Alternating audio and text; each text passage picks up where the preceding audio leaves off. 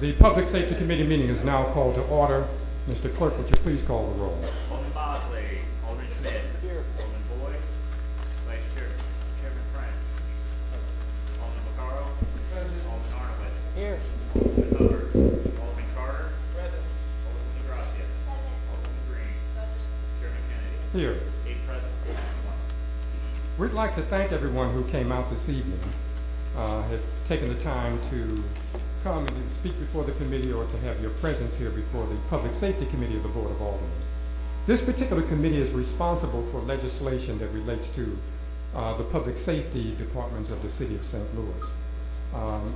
We have with us on the committee here today Alderman Schmidt, who's right next to me, Alderman French, who's to my right here. You can just hold up there. Alderman Vaccaro, Alderman Arnowitz, who is here standing up, Alderman Carter, Alderwoman Ingracia, and Alderman Green, who are here as members of the committee today. We are here to hear your testimony as it relates to civilian review, and your testimony as it relates to the bill that is presently before the Board of Aldermen. You're not restricted to just speaking about the bill. You may talk about what you feel are important components or not of civilian review, period. It is open for that.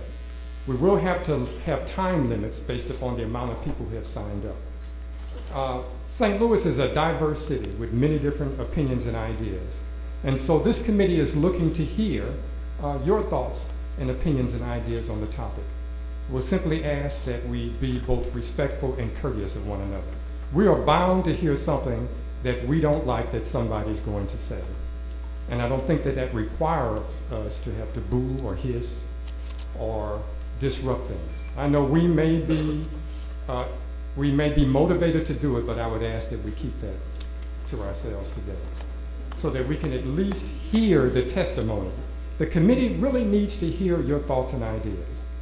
It is the way that we get a feel for and a pulse of what is happening in the city and how, after that legislation, we look at ways of shaping, or after hearing that testimony, we look at ways to shape the legislation based upon what we've heard.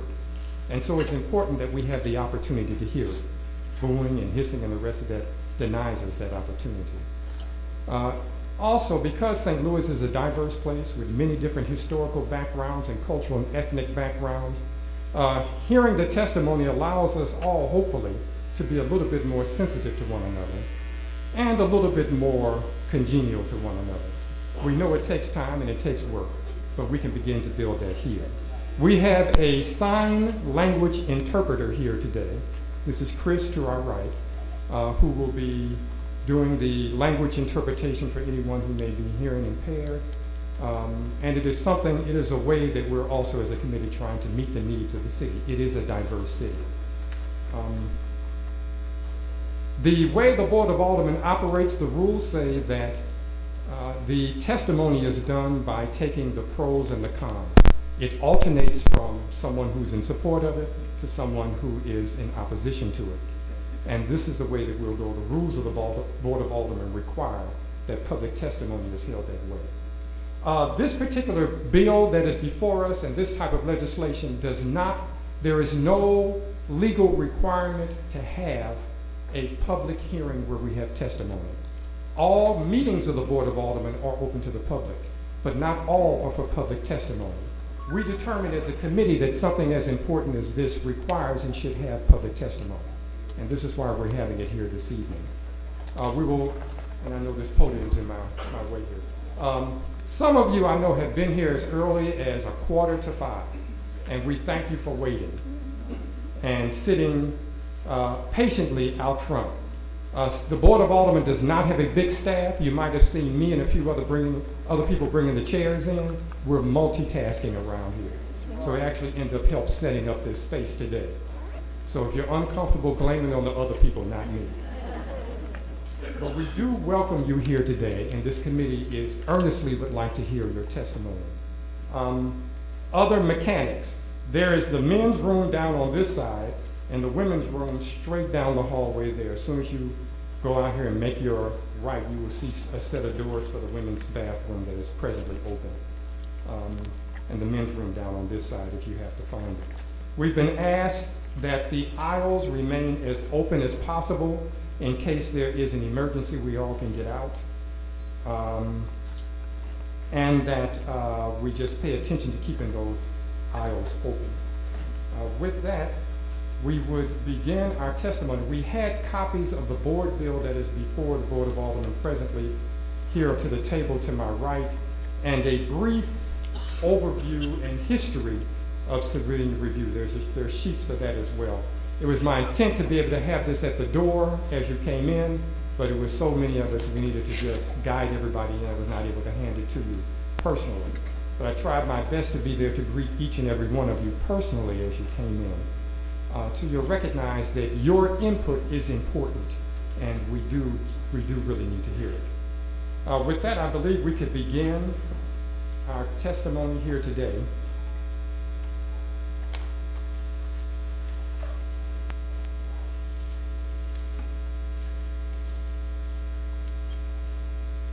We'll start on the pro side as the rules outline. Each person, based upon the amount of people that we have, will have just about 3 minutes.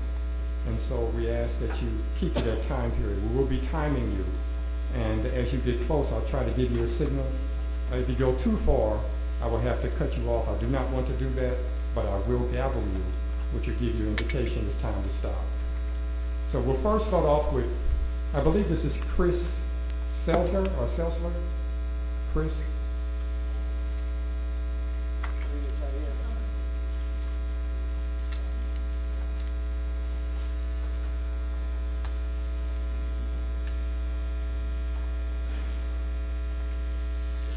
Can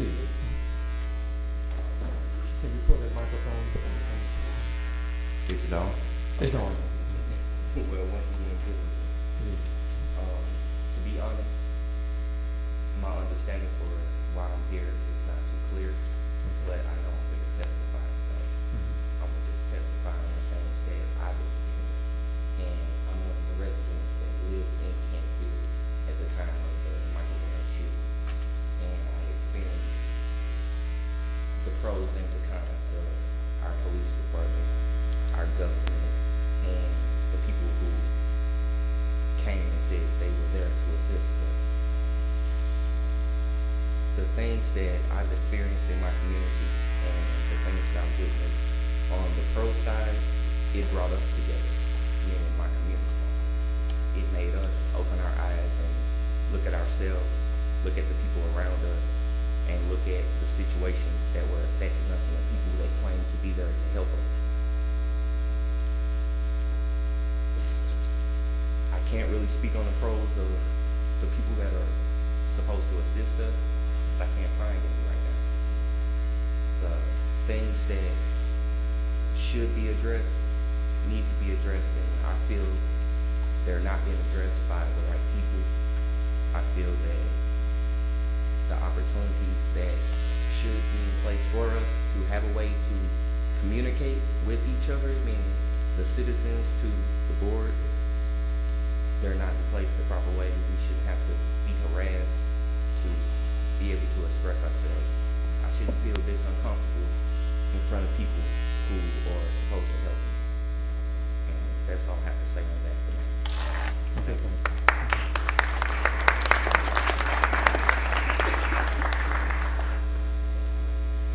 I neglected to say, when you please come up, identify yourself by name, and we'd like to know where you're from, your address, from the city or not. On the con side, it looks like it's Cheyenne? I said it right? Cheyenne, pardon me. And be sure that you speak directly into the microphone. Okay, the problem that I think is going to be with the oversight would be for if we feel like the cops are sexually harassing us, beating us when we're supposed to be getting arrested, any of that, how are we supposed to take this information or our video recordings or whatever it is, how are we supposed to take that to the sheriff or chief and say, look what your cops did, can you fix this? When they see everything that's going on every day, but they don't do anything. How are we supposed to expect them now, because we have supposedly a platform to speak on, that they're going to say, okay, well, this is wrong, let me change this, when they haven't did it before? So it's more of a question, and I think that this is the first time that, you know, we'll be able to have a way to speak and a platform to speak to you guys directly. But to be honest, I don't think it's going to change anything, because if the chief or the sheriff have the say-so of any of this, how are we going to make any type of changes? It don't make sense to me. Oh, you didn't? Are you a city resident? You didn't identify your city of St. Louis?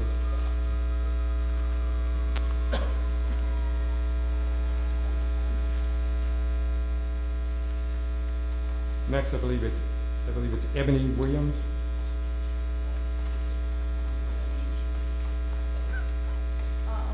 My name is Ebony Williams. I am a St. Louis City resident.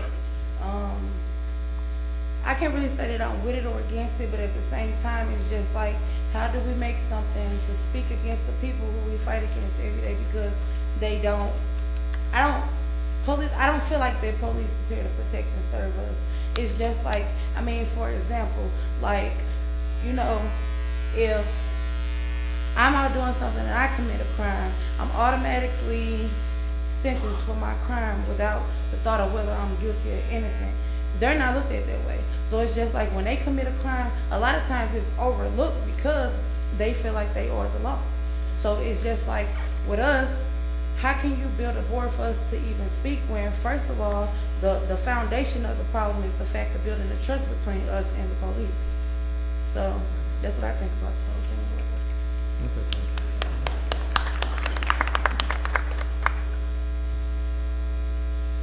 thing. Some of us have signed on both sides. I understand that. So that doesn't mean you speak twice. So making a clear pro side, and then we'll go to someone clearly on the con side. John Chasnoff, is he here? Pro. We're going to go to the pro. She signed actually on both sides.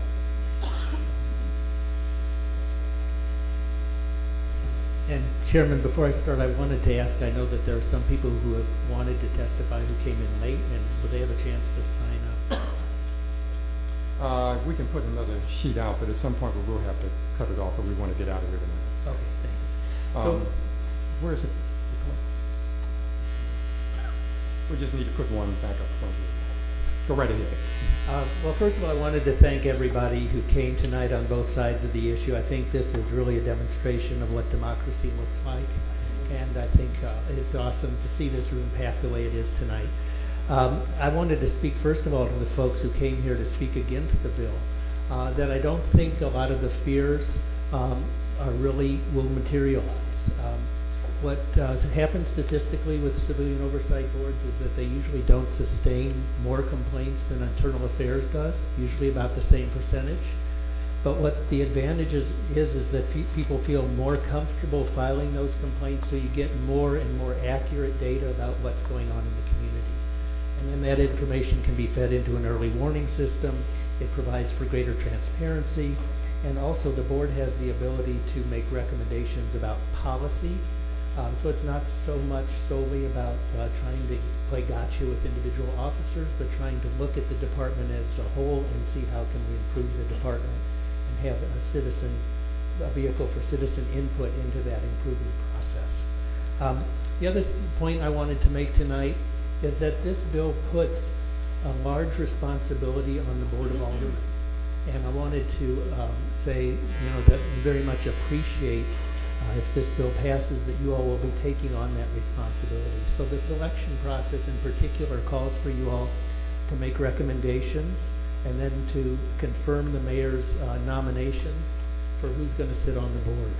And I think, given the fact that the charter outlines that the mayor has control over the police department, I think it's healthy for city government to have some checks and balances in the system, and to have a legislative function here in the selection of the COB, I think puts a responsibility on you all, but I think it's a needed corrective to what the charter said about putting the police department solely in the executive branch.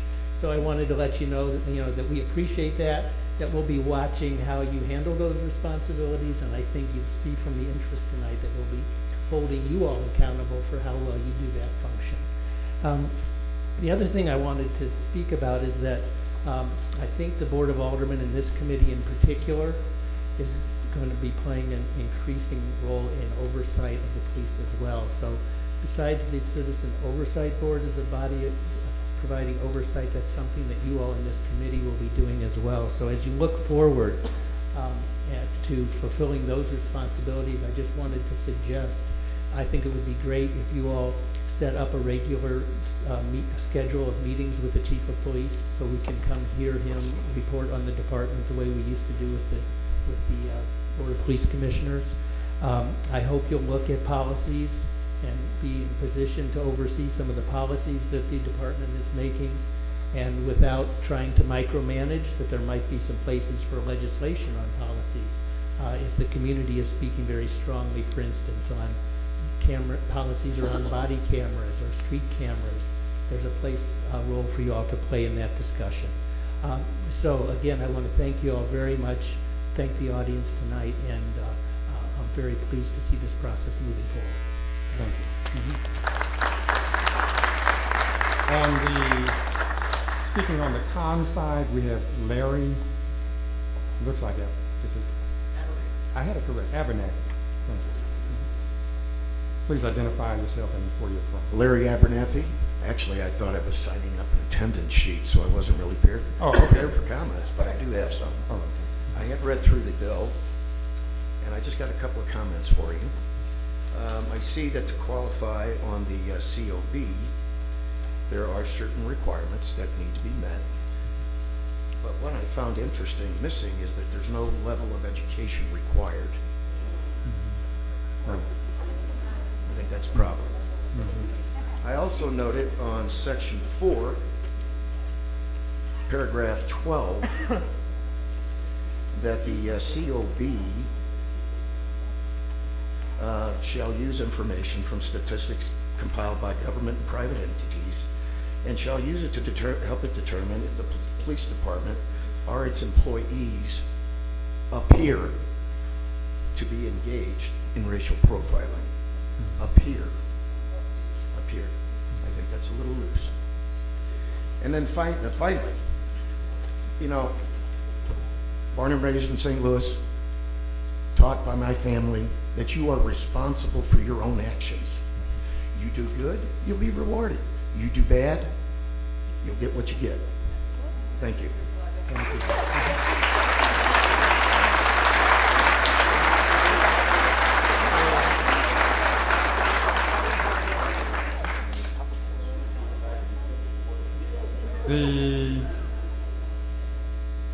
Now, I know we are motivated to applaud, but I would ask us to hold on.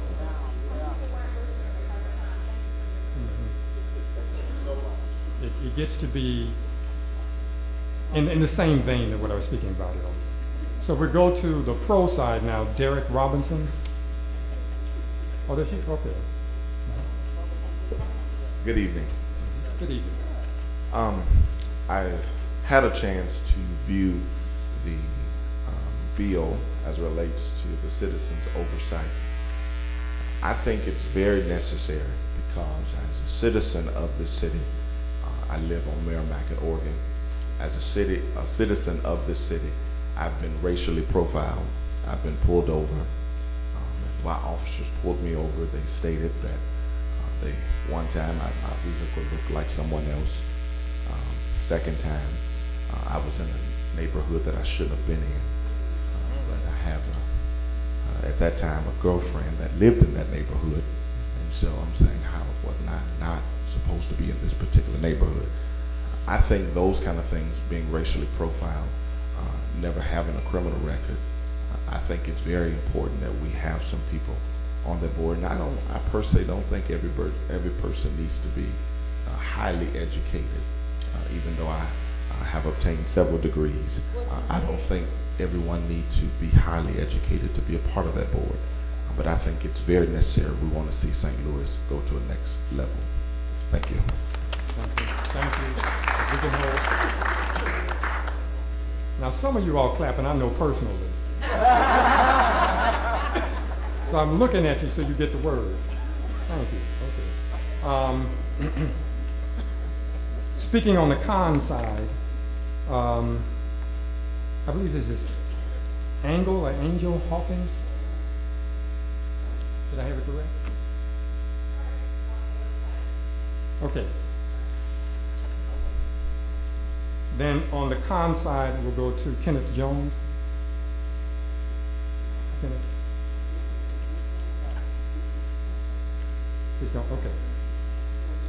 Then we'll go back to the pro side. We have what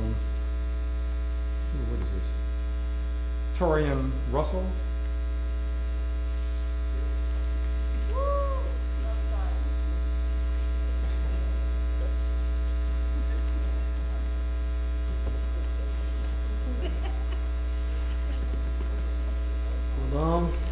Please identify yourself and where. Tory Russell. I'm a resident of St. Louis City. So yeah. So I live in a neighborhood, you know, where they kicked up that hot spot policing again. So pretty sure I'll be pulled over when I get home again. I made a phone call a couple years ago when I stayed on the south side. Somebody broke into my car. I'm still waiting on for the police to come. You know, you started off saying that, you know, you came in bringing in some chairs. And then that sounds like some jobs for some people if you coming from where I'm from. So I'm just gonna, you know, go in, man. You know, you saying, you know, this bill talking about statistics used by the government. I got a statistic for you.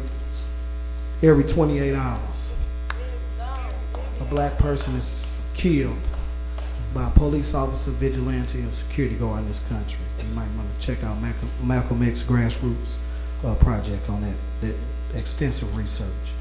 You know, Mr. Abernathy, you know, he talked about good and bad work for people and personal responsibility. I just like the name of the officers, you know. Gene Powell was killed. We was lied to. Kerry Bell Jr., you know, that's a forgotten name people don't talk about. 25 shots in St. Louis City. They let the officers come in, you know, ran by the Klan, you know, Chief Dodson, you know, the dude that was at the VP ball, you know, and then the other mayor, you know, the other Klan member, who wouldn't take the name off the VP fall because, you know, he wanted 100 years of racism to be marked in St. Louis. So, you know, it's a lot of things in this. I don't see no subpoena power. If the Klan member get to nominate somebody, then, you know, it's going to be another Klan member walking the streets, you know, with the St. Louis worst or poorest. You know, where I'm at, it's horrible. You know, we talk about diversity, we're not talking about none of the requirements on residency. We're talking about fire department. You know, that's just nepotism at the highest level, and the police is just cronyism. You know, so I got a couple nominees. I don't know if y'all finished with the bill, but I nominate Reggie Clemens. When he get out, he should be on the civilian review board, oversight board. You know, so it's a lot of poor things. You know, I really pity you because they're gonna throw it right at the board of aldermen. The mayor who hasn't taken care of any educational issues. He spent $1 million in 12 days to go out to Ferguson, trying to get a new stadium for the Rams. Meanwhile, we closing homeless shelters. We don't have enough money for education. I just left Sumner High School. They don't have enough books in their library. We got money for 160 officers. So it's, I think this is, you know, I don't know what your legacy is going to be when you leave. I just hope that you don't go down with Slade and the rest of the Klan members that work for the St. Louis the St. Louis Police Department. Cause yeah, man, I feel sorry for y'all, for real, man. All right, thank you.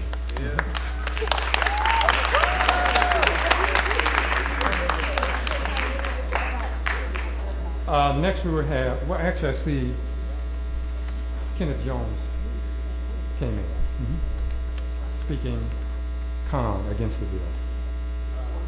Yes, sir. Mr. Chairman, members of the Public Safety Committee, I know that you can read and write, and I know that you can read and write. I also know that you are clear about the substantive issues contained in Board Bill 208. So I won't belabor you because you already know. So therefore, I will speak to the young people because that's what I came here to do. Brothers and sisters, Board Bill 208 is a fraud. Perpetration of a fraud against the African American community. The mayor, slave, is the police, the top police official in the city. Slade appoints the director of public safety, and he serves at the pleasure of the mayor, which means the mayor come in one day and just look at it and say your fire is fine. So therefore, the director of public safety must follow the mayor's instructions. The director of public safety appoints the police chief and serves as the president of the police chief. The mayor tells the director of public safety to fire the police chief. He's fired. So therefore, we know who's in charge. This bill will give the mayor the power to appoint the civilian review board. And it will be a division of the board of the director of public safety. Bottom line, it's what you call hocus pocus domino. Visually right. And Malcolm X referred to it as politics. Politics. Then you have another all of them. Some of them are not just politicians. They're so cold, they are politics. But in reality, they're politics because they think that people will fall for anything. We must. I'm 72. I watched you on last year. And I heard you talk about democracy. And that's what this struggle is all about. People wanting to have the police accountable to the people. You can't have accountability by the very top police official in the city appointing the civilian review board. That's crazy. That is totally insane. It is an insult to the intelligence of anyone who can think just a little bit like it. Now, We are past your 3 minutes. I'm close. Now, this is what the only way you can have fairness for the community. And that's a board that is elected by and responsible to the people. Don't go for the open door. They've been doing that to our people, going all the way back to slavery. And generally, it is black who sell the game. Don't be fooled. up to their own feet again. Okay, thank you. Your time is up. Thank you.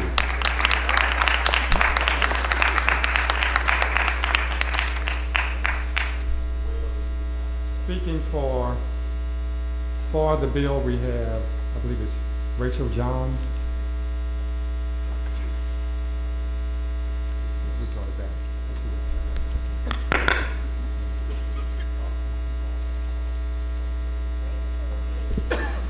My name is Rachel Johns. I'm a resident of the 27th Ward of St. Louis City. I want to start off with, I have both pros and cons of this proposed bill. So Section 2, Definition E, starts with the EEO standards, where they address like racial slurs and other things that are included in the EEOC standards. So on Friday around 2 p.m. At the intersection of Wren Avenue and Lillian Avenue, there was a police officer occupying the intersection without his hazard lights on, who was in the way when I was making my way home, and I politely honked my horn, at which point he returned to my horn with a middle finger and mouthed at me the N-word. So in capacities like that, how would that be addressed? Who would I go to voice these concerns? Would it be my alderman, Mr. Chris Carter here, or would I go to a police officer? Would I reach out to a mayor? Would I go to a member of the Civilian Overview Board that I know personally? How would that work? Also, number 2, Section 3, Article 1, it says that the people of the board are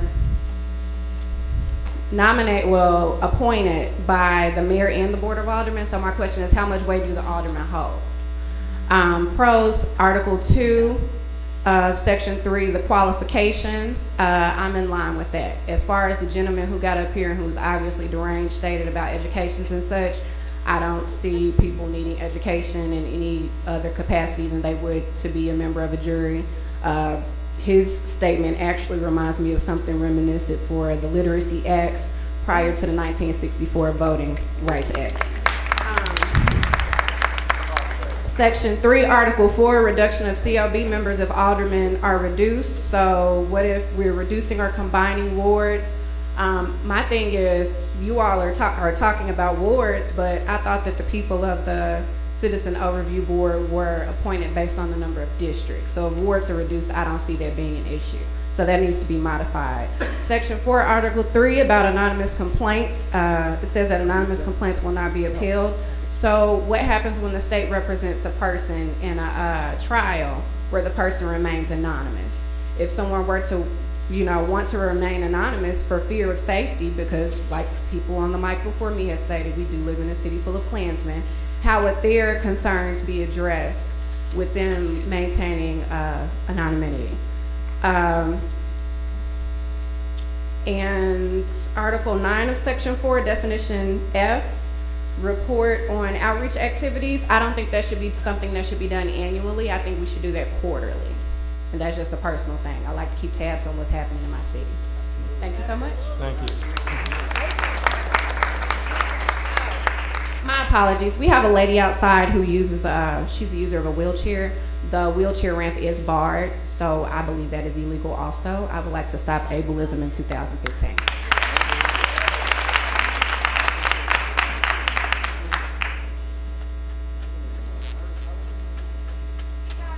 We'll check it. Where are they?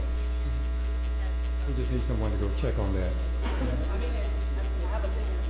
Okay, we'll proceed to it. Let's continue here. You got it?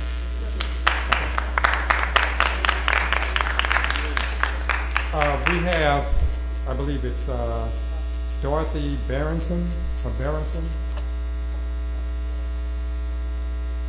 who signed on in the middle, between con and pro. My name is Dorothy Borison. I've lived in St. Louis City and Foxcroft for 30 years. I've worked very hard to make this a better place for everyone to live.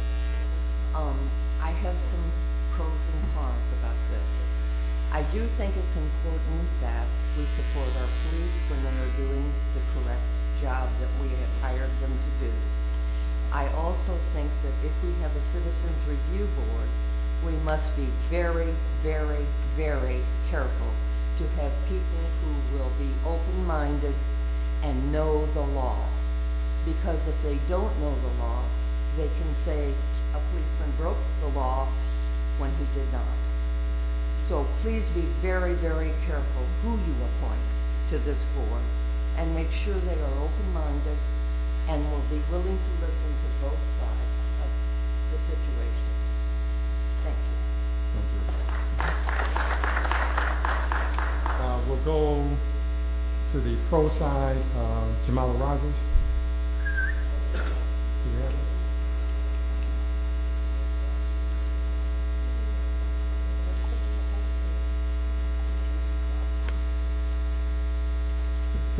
I'm Jamala Rogers. I'm a city resident. I am currently co-chair of the Coalition Against Police Crime and Repression, which had a major influence in putting this bill together and previous bills of local control and civilian oversight.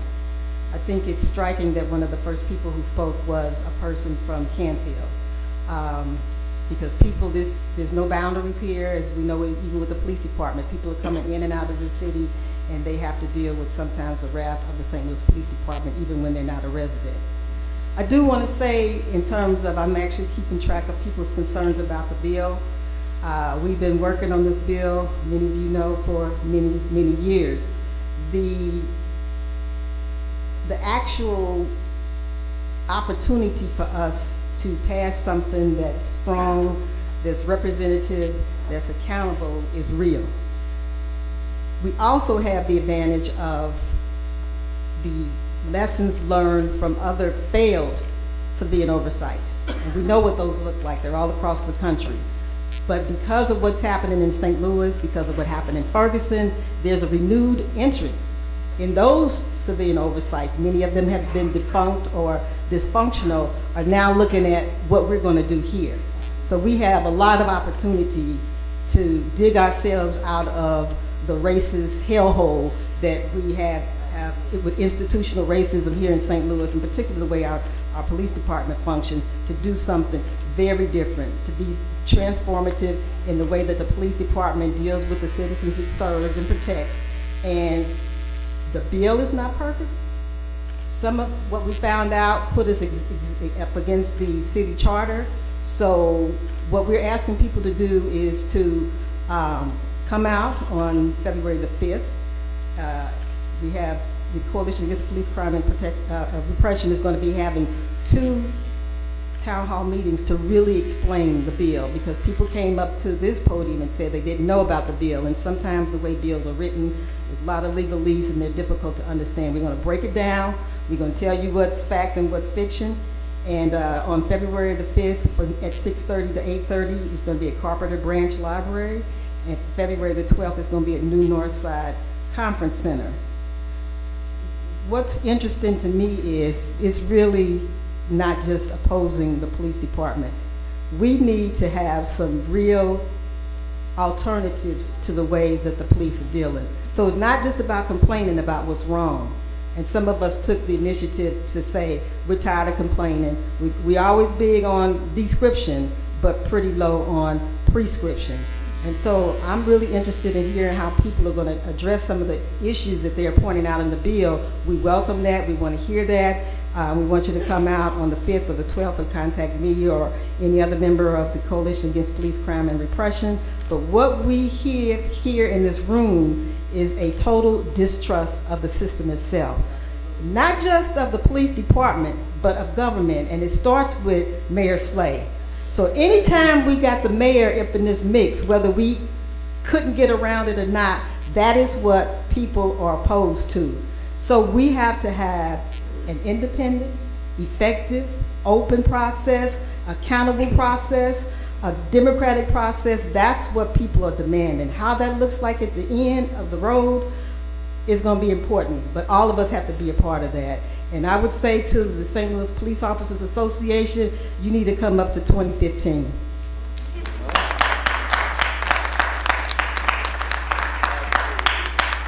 Speaking against the bill, we'll now have, I believe it's John May.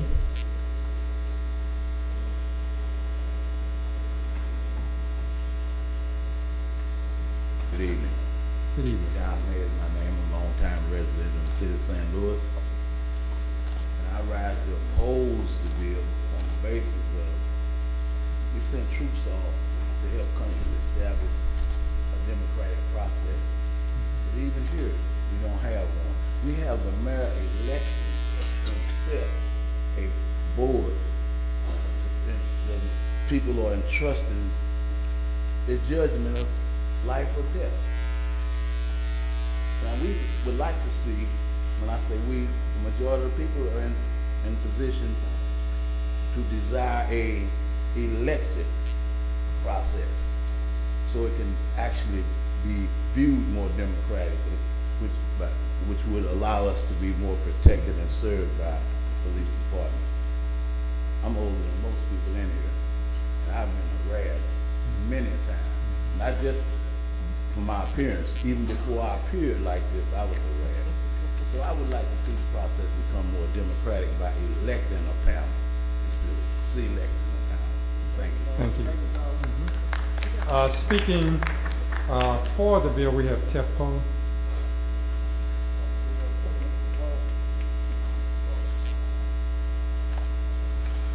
What's up? I'm not really, well, first of all, I actually live in St. Louis City on the north side. So these issues affect me a little bit more directly than some people that live in more privileged portions of the city. I'm not really pro or con the bill. I'm pro people. I'm pro preserving what's going to keep us alive. So I address this from a very complicated position. I've been harassed by the police pretty much all my life. I remember walking home from school, cops pull over on the parking lot. I'm not driving, I'm walking. They get out, guns drawn automatically, flashlights in my face. Most of my friends went to college, most of my friends graduated. We still have been beaten by the police. We still have been unjustifiably locked up by the police. I remember one time I was pulled over while walking down on the south side with a friend of mine. I was taken to jail. I had a MetroLink warrant. In St. Louis City, a MetroLink warrant is a ticket for you to be put in jail with a rapist. It's a ticket for you to be put in the same cell as a man that's about to go to prison for murder. When you look around in that jail cell, you would assume that St. Louis is an all-black city. So, you know, it's hard for me. I can't come here and play politics with you, because when I leave here, the same officers watching us in this room will possibly pull me and my friends over and lock me up. So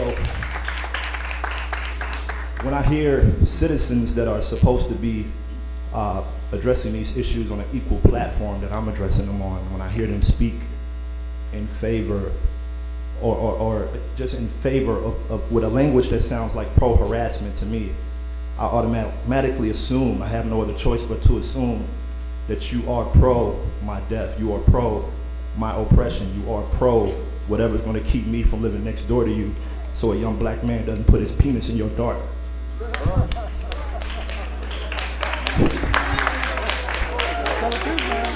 You see, earlier the devil was at this microphone and I could still smell the sulfur.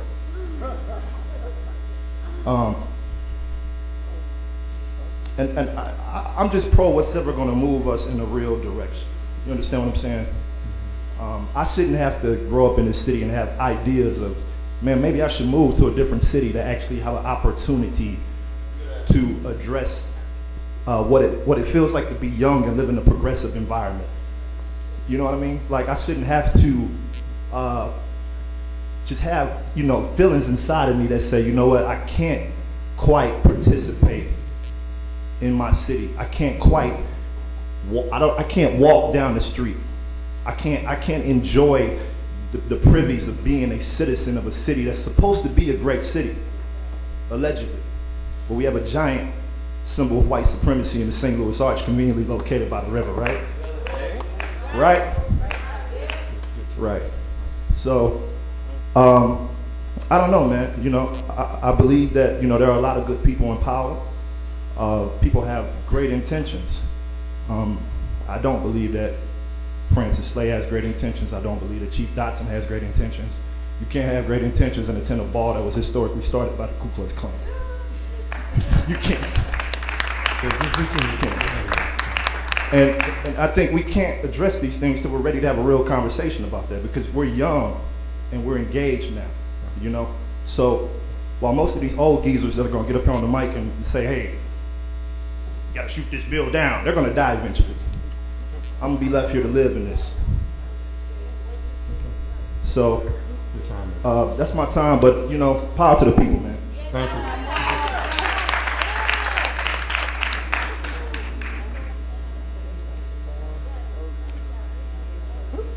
Okay, speaking against the bill, I believe it's, is it Anthony? Anthony. Is it, would you? Levine. Good evening, gentlemen. My name is Anthony Levine. I have quite a few things that I want to speak on to make this quick. You're a city we resident. know the Geneva Convention. You're a city resident or just identify? I'm a person that's concerned about our citizens. We need this for our record. County resident. Okay, Geneva Convention protocol was to outlaw the use of tear gas. I have photos that tear gas was used while we were trying to practice our civil rights. Slade, Dotson, all of them allowed that to happen. So there should be a major concern and a major lawsuit against the city police department and the city of St. Louis. Now, my other issue is, how do we bring something to the city committee when you have policemen running around here acting like they're above the law? We have police out here that's having people handcuffed in the back of paddy wagons. Jeff Roller, you spoke about this when you told them that no, they did their civil act when they were pulling the man out of his paddy wagon and beating him. You have a police from Pine Line Police Department that y'all have not arrested that was down in St. Louis City on Washington raping women. But none of the city has done anything about it. The city hasn't even issued a warrant for his arrest. And he's still working. His name is Mr. Bakley. You want his full name? His name is Stephen Bakley. But what are we supposed to do to bring issues to you guys when you guys haven't even took up the issue with the police that's going around here doing these things to the women? Date rape. That's what he's using. He's using people license plates on his personal car. Danielle Pettis. She should be here to speak about that. There's another individual he's stolen their license plates, but the St. Louis Police Department has not done anything about that. So how can we bring something to you guys when we can't even be safe to exercise our rights? Why are we getting tear gas for exercising our rights? Thank you.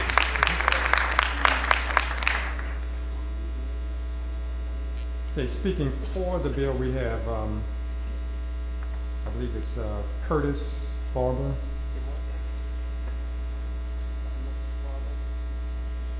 Hi, my name is Curtis Farber. I'm here tonight. I think that even though the bill's not perfect, it's better than having nothing at all. I'd like to share my own personal story with Internal Affairs that I think might be a little bit awakening. I filed a complaint in March 18th of 2013, and today it is still open. All right. Now, at one point in May of 2014, they told me that my internal affairs investigation had been lost. All right. They had no investigation for who lost it or what happened to it.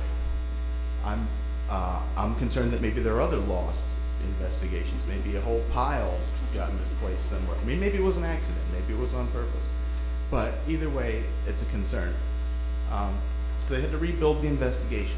And when they did that, I told them to make sure they call me back. I want to make sure all the original evidence that I'd given you was in there. So I have pictures, depositions, I have statements and text messages where somebody else had actually committed the crime I was accused of. And so I would make sure all that evidence made it back into the investigation. Never got a call back. They just shuffled it on. So apparently, Karen from Internal Affairs has assured me that the chief is supposedly done with it, but I'm just waiting on the mail apparently. Been waiting forever and ever, but there's nobody to answer these questions. You know, what oversight is there to see who you lost investigations? Who somebody should be interested in that. You know, if a board like this could maybe see if there were a large trend in certain types of complaints coming in that might be able to, you know, adapt some training to adjust those types of problems. You know, there's different aspects to it that are good, and even though I don't think it's perfect, I do support the bill because something absolutely needs to be done, and it's really ridiculous that what goes on in internal affairs without any outside oversight. Okay, thank you. I live in the 20th ward in the city of St. Louis. Thank you. Next we have who signed in between both of them. I believe it's Sarah Levine, which is fine. What? It was fine. You signed in between both of them. Yeah, I think I'm on there twice though. So if you find my name on another one, cross it off. My name is Sarah Levin. I'm a resident of the city, South City resident. Sorry. I'm an active member of my community. I'm currently serving on the board of the Fox Park Neighborhood Association. I love my neighborhood. I love my community. I live in what I consider the most diverse area of St. Louis, South City. And I live in a neighborhood, though, that depends on police protection and service. We rely on our officers and a good relationship with them. A civilian oversight board is an opportunity to build bridges, to improve transparency in the department, and to restore confidence in our police department. Regardless of how we feel about the police, we need a police department that the community trusts, where the police can do their job with integrity and accountability. I caution you not to push the pendulum too far. Officers are required to make split-second decisions in the heat of the moment. Monday morning quarterbacking can lead to officers hesitating and making mistakes. As we've seen, a tremendous amount of damage can be done with just one incident of misconduct, or the perception of misconduct, or a mistake. A civilian oversight board is an opportunity to increase officer accountability and trust. So having read this ordinance and recognizing that we have a need for balance, COB is a checks and balance.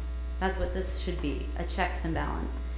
I appreciate that this proposed ordinance is a collaborative approach, and I would hope that when the legislative process is complete, that this will remain a key element of the program. We need to get past the us versus them issue. This is a we issue. We need to protect our communities and build bridges of trust and promote transparency. Progress will not come if we focus on vilifying every man and woman who choose to serve and protect our community. So I urge you to use this as an opportunity to improve our city, to improve our community, to build communication, and to be a partner in our city, to use the Civilian Oversight Board to build back trust and partner in our city.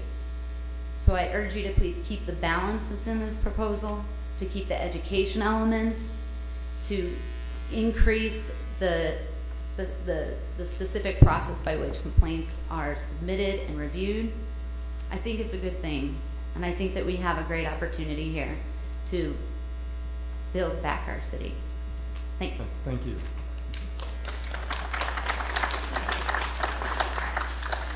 Speaking pro, we have, I believe it's Daniel Goldstick.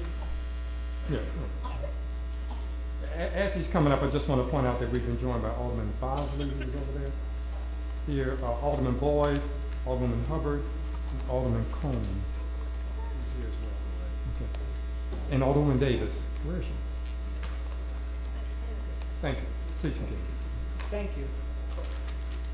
First of all, I just wanted to point out some stuff that I would like to improve on the bill. First of all, I would like to make it clear that individual cases are done confidentially, whereas you have policy cases, it's done open where the public can participate.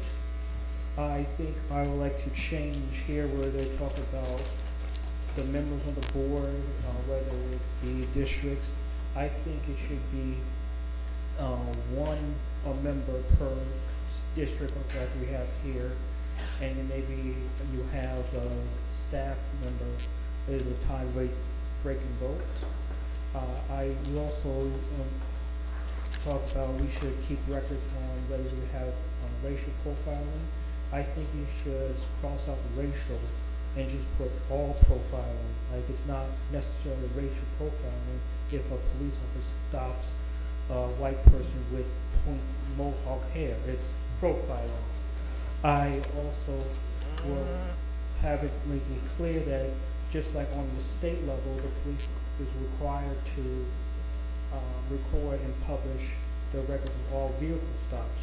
I think they should do it for pedestrian stops as well, and they should also do it by ward, neighborhood, and district as well. Publish it. I'm willing to help out, work with them on a Google Docs with them, and I can show you when we have a meeting on the 5th what we're talking about.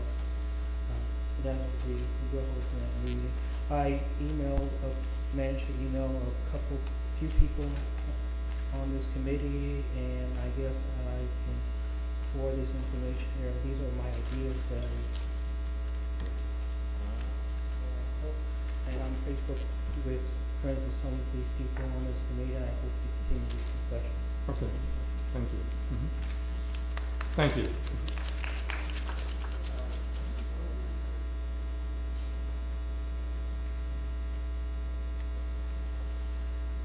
Speaking con, we have David Rudolph.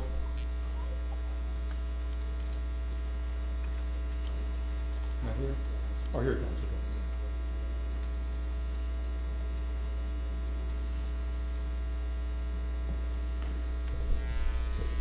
Good evening, Chairman Kenny and members of this committee. My name is David Rudolph, and I am a commissioned police officer for the City of St. Louis. I'm a member of the St. Louis Police Officers Association, and I appear here tonight in my personal capacity on my own time. I do not speak for the St. Louis Police Department. I do speak for the men and women of this police association and the police sponsors, or the police supporters as a whole, and I'd like them to stand up, please, because I'm speaking for all of us.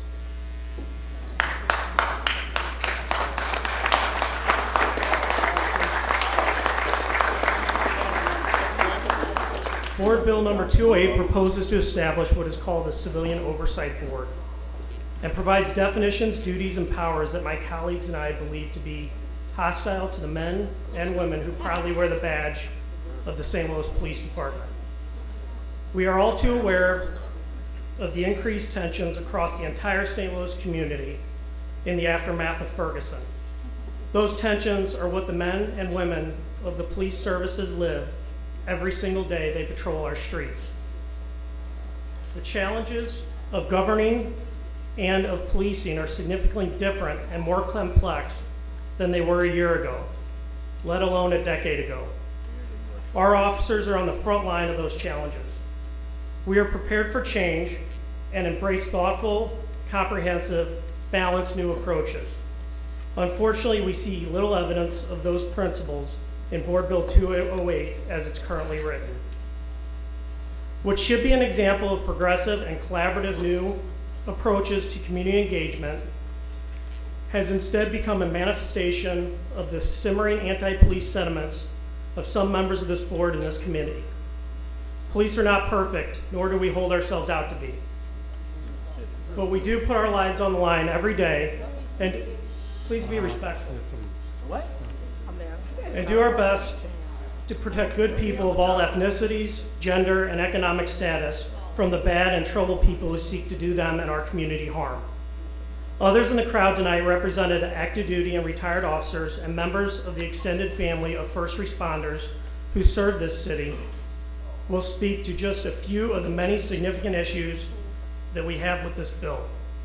We hope that you will be attentive to these concerns and challenge you to a real and candid engagement with us that will result in a revised proposal about which we can all be proud and supportive.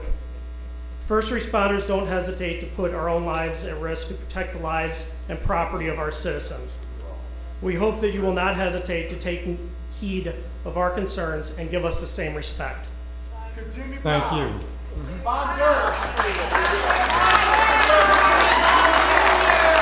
KKK! Go wear your hood!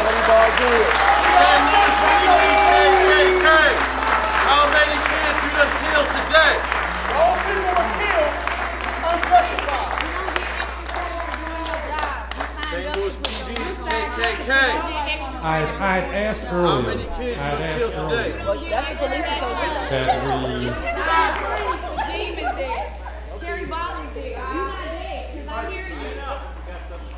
you know, it is.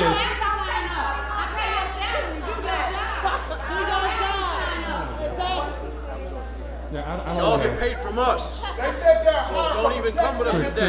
Your badge represents oppression. No, it's not. This is a photo where the police are coming at this man unarmed. Sure. But they're coming like they're military.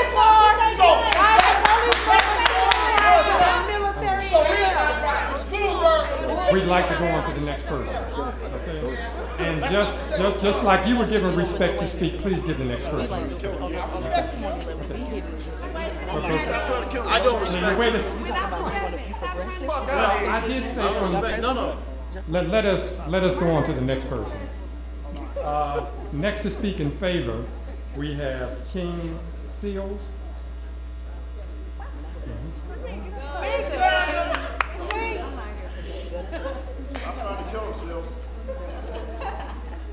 How y'all doing? I'm King D. Seals. I know the St. Louis Finance love to call us thugs, But would you identify where you're from? I'm from St. Louis. I'm a Ferguson resident, but my roots are from North City. I didn't come really speak on being pro or con. I'll let y'all take care of politics and all that, but I just came to give a story about the police. Can't hear you. I just came to give a story. You can pull it down. I just came to tell you guys my experience. I know y'all don't want to talk about the county police. I'm going to tell you about my experience with St. Louis City Police. A guy went earlier, he said, if you do the right thing, right things will happen. Well, I don't know anything more right than working a hard day. I mean, I work a hard day 6 days a week, 12 hours a day. I put in my time, I pay my taxes, I pay your salary. And I pay $200 a week to be exact.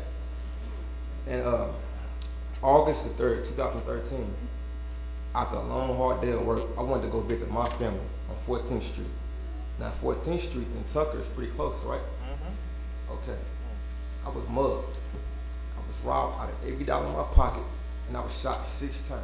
1, 2, 3, 4, 5, 6. After the police showed up to the scene, 35, 40 minutes later, they had no urgency for getting me any type of medical attention, any type of help, nothing. Their only concern was, who robbed you? Who shot you? Who did this? Now this is I don't live in St. Louis City. I live in St. Louis County. I live in Ferguson. So how would I know this random guy who just robbed me and shot me? And they asked me about 3, 4 different times. They wasn't concerned about my life. And I asked the officer, I said, are you going to keep asking me about who shot me? Or are you going to give me some help? I don't want to lay here and die. His exact words, and I quote, we don't give a damn if you die. It wasn't just 3 white cops. It was a black officer there too. So you can't put a black officer in a racist, white supremacist system and expect it to change. That's not going to happen. We need a new system. It's an old system. It hasn't worked. We're dying every day. Let's change that. So I'm not pro or con. Either or, if the system's going to stay the same. If I'm going to pay $200 a week of my hard-earned money, I need some police that give a damn if I'm going to die.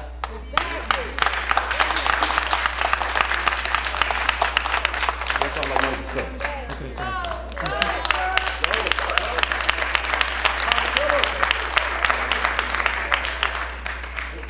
The next speaker we have is Michael, I believe it's Keeger. Please be sure to identify yourself when you come up and where you're from. Come.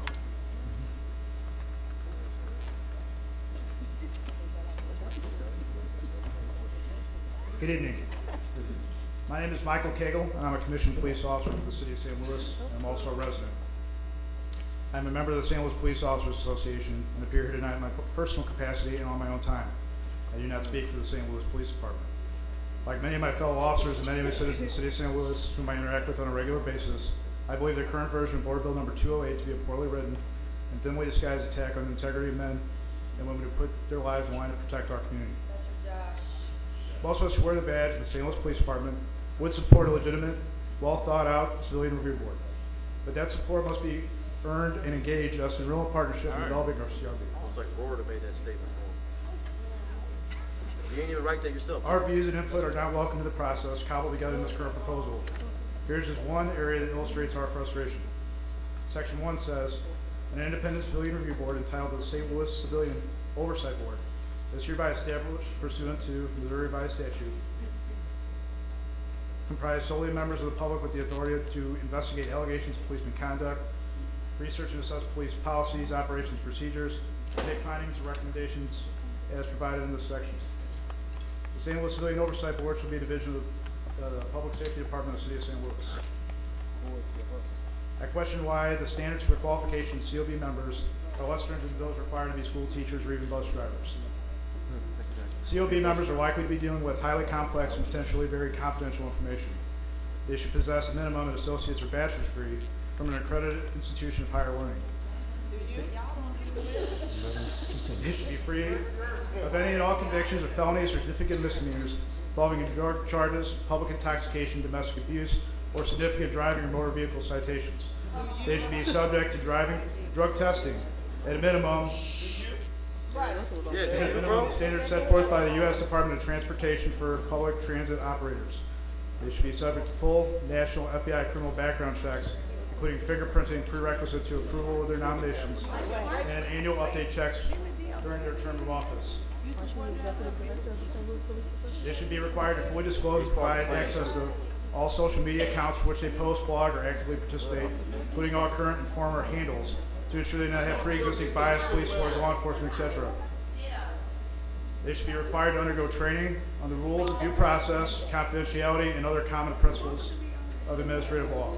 They should be subject to immediate and automatic suspension for violation of administrative procedures, leaking, disclosing, or disseminating confidential records, investigations underway, or any other abrogation of their duties. Board Bill 208 is a mess. We need to throw this in the trash. We all need to sit down and come up with a better board bill. Thank you. Thank you. How many kids you done killed today? Is that your favorite warner? It sounds a lot like you. You don't want to be held accountable, that's all it is. I would like to remind us to try to keep these aisles as open as possible, and that particularly don't come up front and sit down like that. You want to hold us accountable, but yet you don't want to be accountable yourself.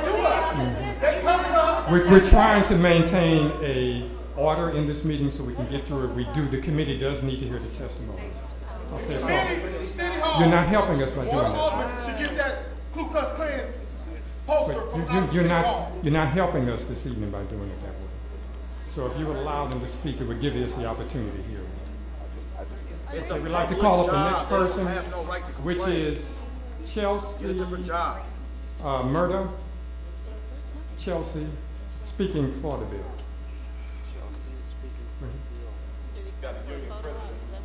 The union president has on a bracelet that says I am Derrick Robinson. That's a Somebody said sitting they're not there. supposed to wear. I'm confused. Everybody put their hood back on. No, they took the bad sheets off and put on a police uniform. Come on, y'all. Give her the opportunity to speak. You all are not giving her an opportunity to speak, and some of you have had a chance The to. bracelet was too loud. I couldn't hear. We're giving her the opportunity to speak. Give her the opportunity to speak.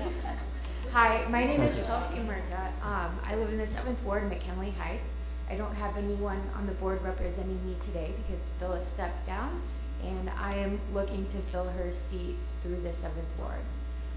For me, it's not a question as to whether we should have the Civilian Oversight Board. It's how strong can we make it. If we aim to promote transparency, trust, and confidence between the community and the police, then we need to balance the scales of power and give more of that to the people. This bill has no power and it has no teeth. It doesn't have its own staff and it doesn't have its own investigator. And as pointed out here earlier, everyone appointed is at the mayor's request. We need an independent system to appoint members to this board, and that offers the checks and balances, as previously mentioned, to ensure that this board does as it's intended to do. Full disclosure, my father is a police officer and has been for 25 years. I'm a civil rights attorney and a social justice advocate, so I understand and acknowledge both camps, and I understand the complexity of this issue. But we cannot sit here and say that the way we've been doing things, the status quo approach, is making St. Louis safer for anyone. We've been putting all of our eggs into a basket, and for too long, and it's time that we start looking at other solutions. This bill is a step in the right direction, but hits little and misses a lot. It's important to remember that this is one step out of many that we need to take to rebuild our community, and we can't just sit here and expect St. Louis to rebuild itself. So moving forward, I ask that you keep my remarks in mind and try to add a little bit more power in for the people.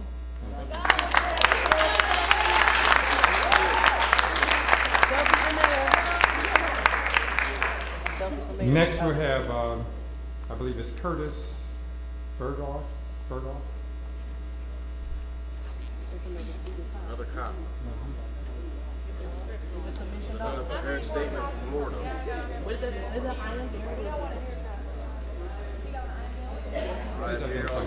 Good evening. My name is Curtis Bergdorf, and I am a commissioned police officer for the city of St. Louis.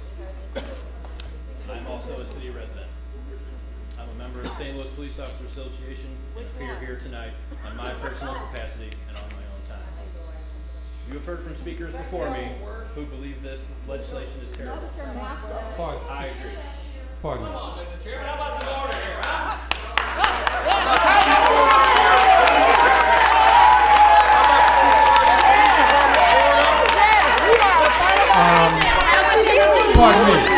Pardon me.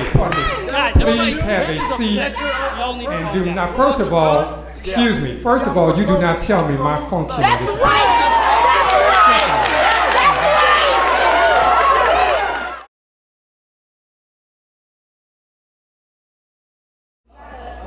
Okay, if anyone had a couple of people during that time period have turned in some written statements. If you have some written statements, feel free to provide that to the committee. No, we're not calling anyone right now. Not right now. I'm just making sure that if anybody has any written statements, that they get them up to the committee as soon as possible. You can also email me or the committee through the city website with any comments that you have. We started this out talking about, we know this is going to be, we had diversity and the rest of that. At this point, though, it would be difficult for us to continue. And our committee is looking to see what else we can do. Now, some of you, I understand, still wish to make some comments. And the committee would like to, but we're going to have to be careful not to allow ourselves to be provoked. Okay? And so,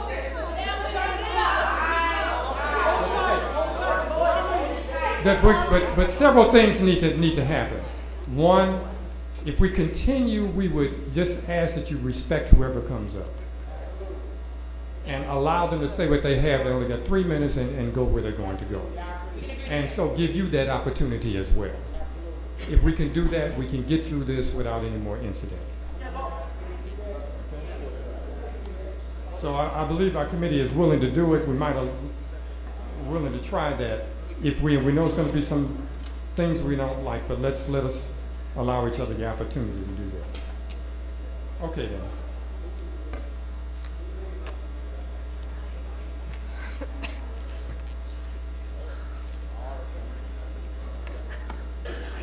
And we'd like to go back to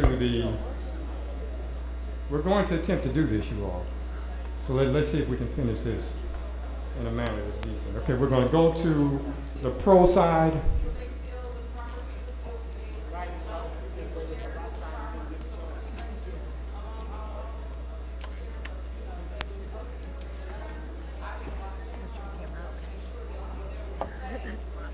It's being recorded by the city, so they can be able to view it from there as well. Okay. That takes us back over to the con side. And we will go with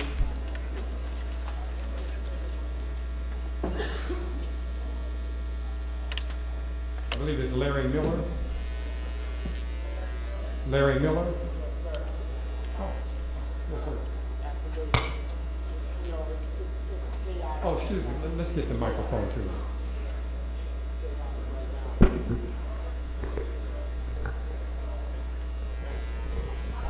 I had something all planned out to say, but this disturbance really kind of shook me a little bit. But I'll compose myself and get to the point. My name is Larry Miller.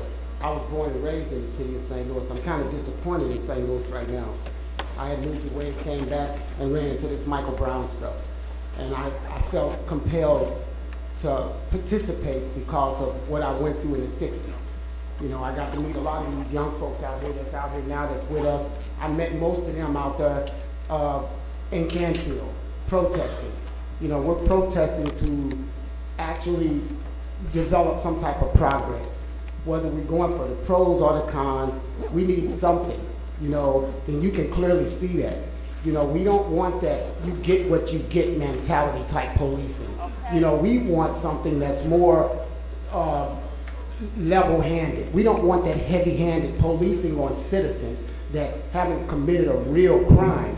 You know, we understand if wrong is wrong, right is right, and we all got to do right to get right. But if you're wrong, you deserve due process. And we don't want our police out there controlling due process. That's what you guys are for. That's what the laws are for. So let the process take place. So it's just like what we're trying to do here right now. We're trying to set up a review board. Now that you see that we really need one, and we need one with some teeth, because there is no trust in the city of St. Louis. The whole world is watching us right now.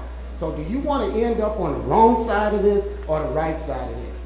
You know, we just want to be treated fair, not treated like animals, treated like citizens. We don't want them to think that they're policing other citizens and they're not considering us citizens. And we want to be considered as a citizen. Young man came up here and said he's paying $200 for taxes. They're taking his tax money. Well, all of us are paying something. If you're living, you're doing something constructive to live. And if you're not, you're going to answer for whatever comes with that. So that's all we want is due process. We want fairness. We want everything that the next human being wants. We want to be treated fair. And that's what we've been asking for ever since before Michael Brown. And while this stuff is still ongoing, if we do get the review board passed, we want something where the mayor doesn't have all of the people on the review board as a puppet. We don't want them to be able to sway back and forth with their decision. We want a level-handed review board where if the police really did something wrong, let's say that. We don't want the police commission or whatever it is that controls the police to step in there and cover it up, falsify it, justify it, or whatever they do to get away with what they've been getting away with.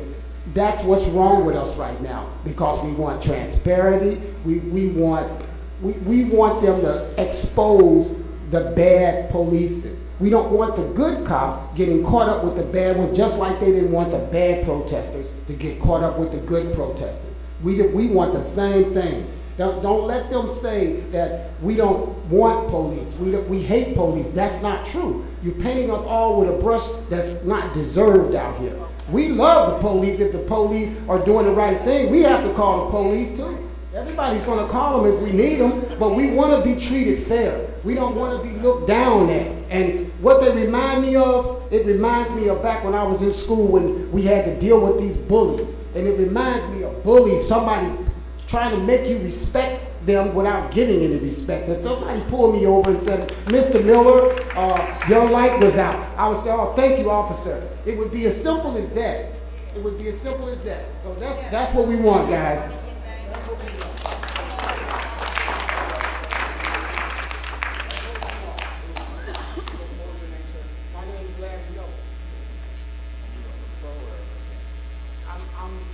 Either or, you know, I want teeth in the bill. I want some teeth there. There's going to be some teeth in there, and it's going to be level-handed.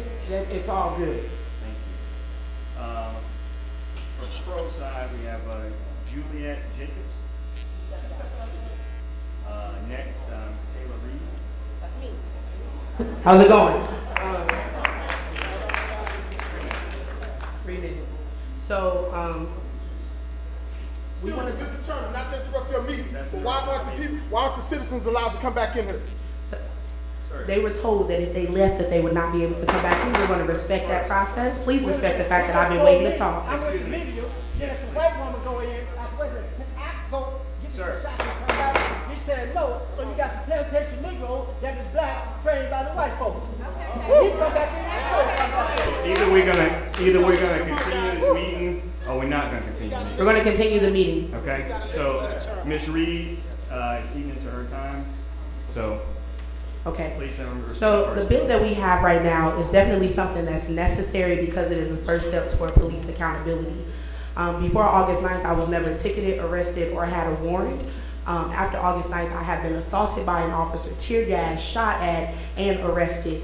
And I think that some of the officers that have been dealing with these situations are very aggressive. Now, tonight, I will say that I have seen something that made me feel like these officers, not all of them are bad. And the protesters are not anti-police, we are pro-accountability. If you kill someone, regardless if a badge is on your chest or not, the law says murder you should have to go to jail for that. You should be entitled to the due process. And the system is guilty. And one of the ways that we can correct it is the Civilian Review Board. As it stands right now, it needs to be able to investigate cases and it needs to have subpoena power. It needs to be separate from Mayor Slade's strings because it is not a puppet and it is not his trophy wife to pacify us for what has happened for the last 5 months. It is very evident that we need accountability because officers have pushed people and you have all of these officers come up here and they say that line that they are commissioned by the St. Louis Police Association and their manager has on 2 I Am Derrick Wilson badges. And to be black in St. Louis and to see people who are supposed to protect me wearing things that support someone who killed someone who is the same age as my brother in the neighborhood I grew up in is beyond unacceptable. The DOJ issued something and there is no accountability to hold the fact that off duty or on duty you are still held to a higher standard because you swore to protect. If the man who killed Derrick Myers is not indicted because he was off duty but he still gets the privilege of laws that are granted to him for being a police officer, they should be held to the DOJ's request and demand that they cannot wear those bracelets.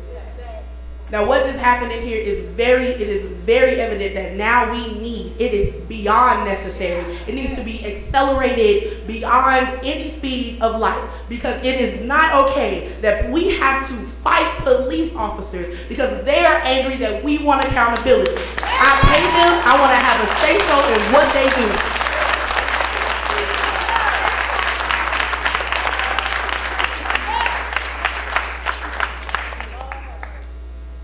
Good evening.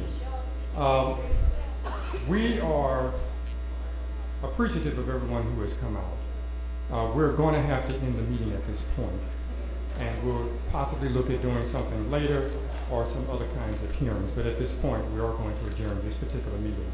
We will keep the names who are here. Please feel free to submit anything in writing to us, and we thank you all for coming out this evening. Thank you.